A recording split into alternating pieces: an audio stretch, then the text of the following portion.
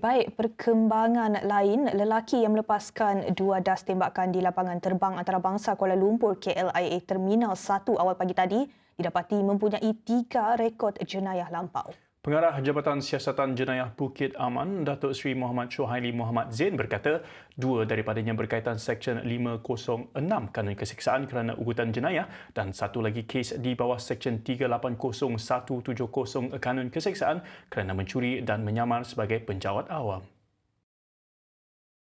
Beliau memaklumkan mangsa iaitu isteri suspek sebelum ini pernah membuat 2 laporan berkaitan suspek di bawah Seksyen 506 pada 2016 dan 2023. Dan yang terbaru 506 itu dibuat pada bulan Disember tahun lepas. Dan hasil daripada laporan tersebut, suspek telah pun ditangkap oleh pihak polis. Dan kami telah menghantar kertas siasatan, namun ada beberapa arahan lain yang kita perlu laksanakan, dan saya rasa mengambil daripada insiden yang terakhir itulah isteri mengambil keputusan untuk mengajikan pengawal peribadi dia. Muhammad Shuhaili berkata berdasarkan siasatan awal, motif kejadian adalah disebabkan masalah peribadi antara lelaki terbabit dan isterinya yang dipercayai dalam peringkat awal kehamilan.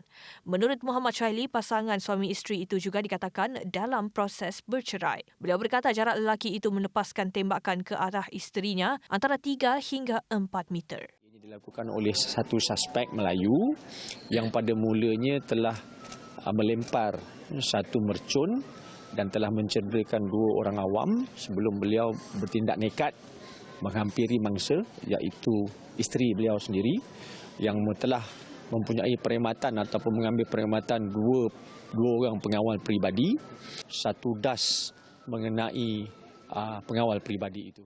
Muhammad Shuhaili berkata pengawal peribadi yang terkena tembakan pada perut berada dalam keadaan kritikal.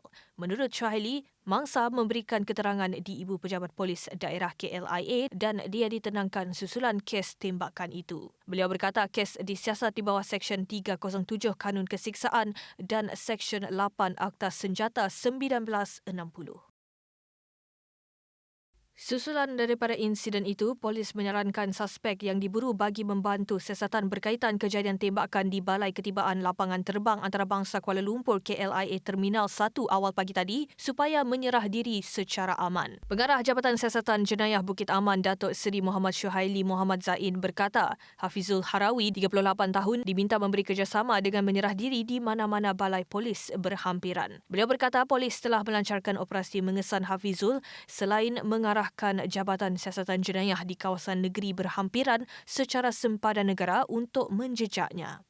Saudara Hafizul, saya sarankan datang ke mana-mana balai, menyerah diri saudara dengan aman. Ya. Muhammad Shuhaili berkata lelaki terbabit tidak mempunyai permit memiliki senjata api dan dipercayai senjata itu diperoleh secara haram. Beliau berkata kejadian itu dipandang serius, memandangkan KLIA Terminal 1 merupakan tempat awam dan penting. Muhammad Shuhaili menasihati orang ramai supaya tidak gusar terhadap tahap keselamatan KLIA Terminal 1, memandangkan insiden itu bukan secara rambang tetapi lebih kepada masalah peribadi.